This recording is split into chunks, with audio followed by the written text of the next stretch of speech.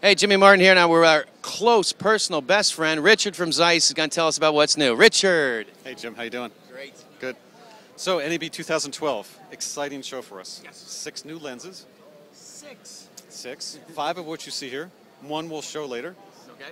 All right. It's here on the show floor, but not. It's on a camera. So, I love the suspense. so our CP2 line has been really popular over the last couple of years. We've seen an explosion of new cameras. The nice thing about CP2s is you have the choice of different mount options, and it covers the biggest sensor on the market today, 24 by 36. So we know Canon just came out with the 1DC.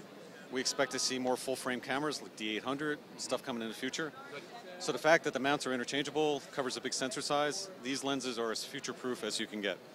Now the line is expanded to 14 different primes, covering 10 different focal lengths.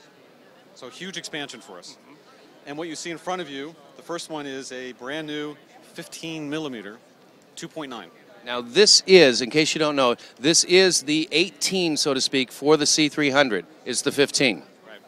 So because it covers full frame, you do have a crop factor if you use it on like a Super 35 or APS-C sensor. The cool thing with this is that it covers, again, the full 24 by 36 sensor size, doesn't vignette, minimal distortion. And speed on that? T29. Starts shipping in November. Price on this is $5,700 list. November. You can't make it sooner? I could talk to you about this one. Okay. On the long side, I'll get to the ones in the middle. Okay. Next, on the long side, we've extended the range past 100 to a new 135. Excellent. T21, just like the rest of the CP2 family, interchangeable mounts, long focus throws, extremely sharp lens, all internal focus. The diameter is still 114, a little longer barrel though. Great. Beautiful lens. And the ones in the middle, we've kind of brought back the legacy Zeiss name Super Speed. So now we have 3 new lenses in the lineup that are T1.5. Darn. Isn't that just terrible having fast lenses? Now, is there any price difference from the regular CP2s between 2 and 2.9 to these guys? That's a subtle difference. So the 35 T1.5 is a brand new design. List price on it is $4,900. On the T1.5 versions, versus let's say we're selling these at $4,500 now list versus $3,990 for the T2.1 versions. So a little bit of a premium, but not too much.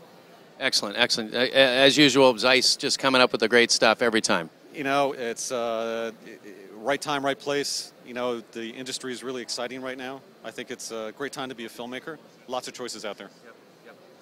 Couldn't be said any better. Richard from Zeiss, and we're so glad that he had us over here to give a talk. Thanks, Jim. I was walking away, and Richard grabbed me because he said there was something else he wanted to show me. And lo and behold, let's take a look at that. Tell us about this guy. Yeah, this is kind of our jewel right now. So it's the first of what will be 3 zooms in the compact zoom family, or CP2 family. So like the rest of the CP2s, it covers a full sensor size. It's the only cine-style zoom that covers a 5D Mark II, Mark III, 1DC. So completely unique from that standpoint. Like the CP2's interchangeable mounts, 5 mount options.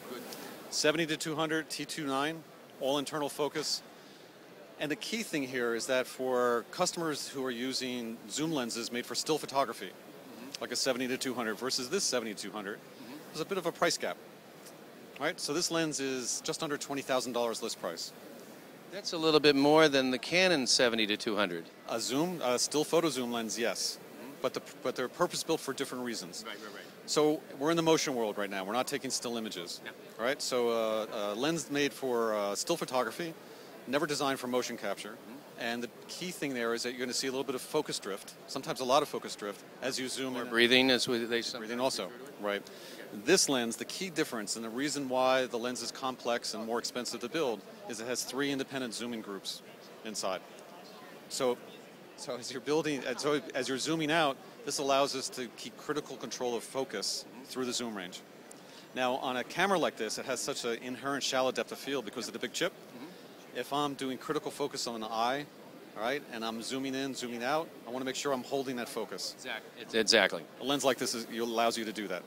So compared to a still photo zoom lens, yes, more expensive. Compared to other cine zoom lenses, it's actually the least expensive lens on the market. Well, there you go. And I know, obviously, Canon's got their cinema lenses coming out now, and some of them are priced high. They just introduced some other ones that I think, you know, more in this range. But you know, again, those have yet to come out. That one's here right now. Yeah, exactly. And again, I want to emphasize that this does cover a full 24 by 36 chip. It's the only one out there. We know camera technology is changing quickly, right? These lenses are really a safe investment because we know that we'll see cameras like this, the D800, the 1DC, whatever comes in the future, this will cover it. Excellent. Again, Richard's always got something nice to say to us and to Filmtools, and soon to be available in the future at Filmtools.